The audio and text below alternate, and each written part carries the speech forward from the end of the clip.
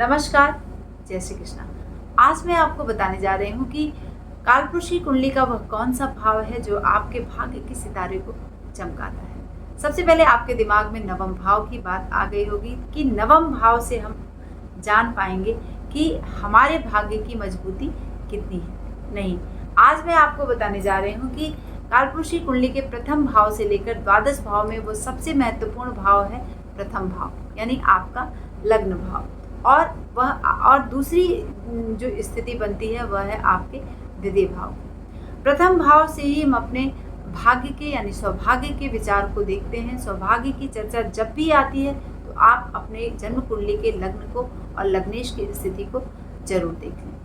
पहली बात दिमाग में आती है कि जब हम अपने लग्न और लग्नेश की सबलता और निर्बलता को ध्यान में रखते हुए अपने जीवन काल की उन्नति और अवनति के पथ पर आगे बढ़ते हैं तो उसका विचार हम कैसे करेंगे।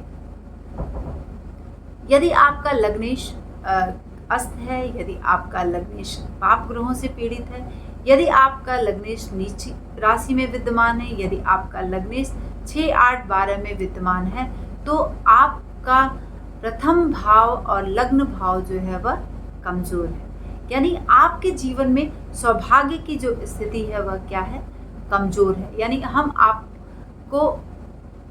सौभाग्य के परिप्रेक्ष्य में यदि जानने की बात कहते हैं तो आप उसको कमजोर पक्ष मानेंगे। लेकिन अगर आपकी जन्म कुंडली में आपके लग्न भाव का स्वामी, आपके प्रथम भाव का स्वामी अपने उच्च राशि में विद्यमान है, मूल त्रिकोण राशि में विद्यमान है, आपकी जन्म कुंडली में,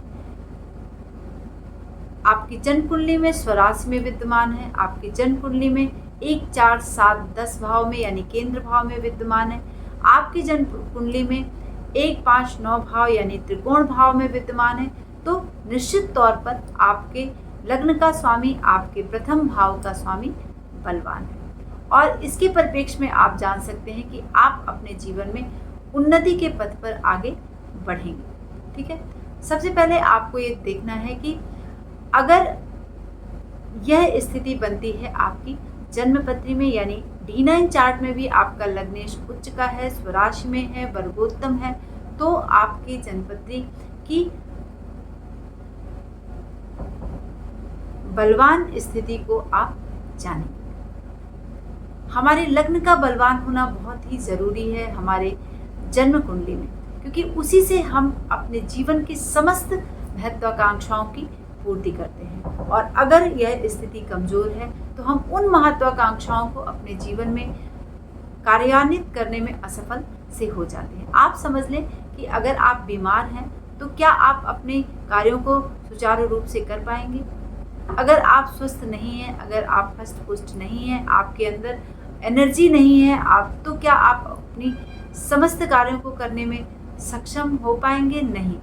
तो इसीलिए सबसे पहले आप अपने लग्न को देखें। और जो दूसरी सबसे महत्वपूर्ण बात है, आपका लग्नेश यदि आपके द्रव्य भाव के साथ संबंध बना रहा है, यदि आपका लग्नेश आपके द्रव्य यानी आपके द्वितीय भाव से धन भाव से संबंध बना रहा है आपकी जन्म कुंडली में, तो निश्चित तौर पर आप अपने जीवन में अपने भाग्य के सितारे को चमकते हुए देखेंगे। इसमें कोई भी डाउट नहीं है, कोई भी संशय नहीं है।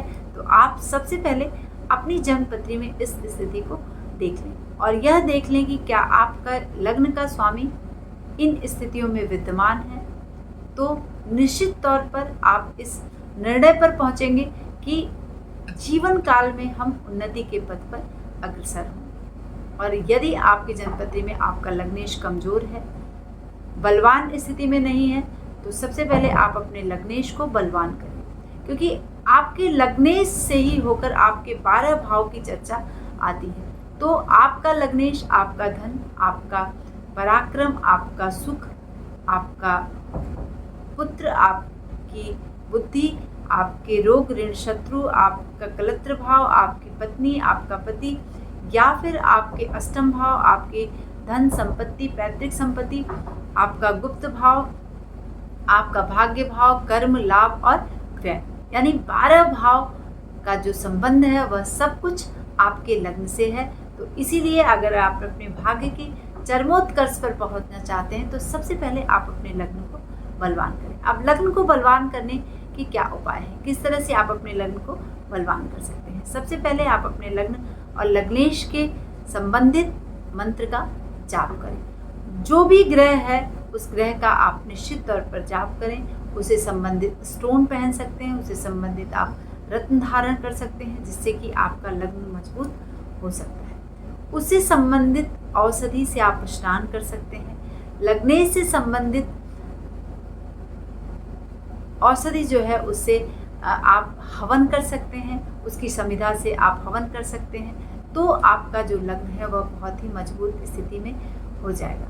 और सबसे पहले आप इन बातों को जांच लें कि अग्नि तत्व है, जल तत्व है, पृथ्वी तत्व है या फिर वायु तत्व का आपका लग्न है। उसी अनुसार आप उन उपायों को जरूर करें, जिससे कि आप अपने जीवन काल में अपने भाग्य को, सितारे को चमकते हुए देख पाएं। तो चलिए जल्दी जल्दी से आप अपने बर्थ चार्ट में ये चेक कर लें कि आपका लग्नेश और लग्न की स्थिति क्या है, और तत्पश्चात आप उस उपायों को करने के बाद अपनी सफलता की सीढ़ी को पा सकें और बिना विलंब के आप अपने कार्यों को सफल कर पाएं और भाग्य के सितारे को चमकता हुआ देख पाएं। नमस्कार, जय श्री कृष्ण।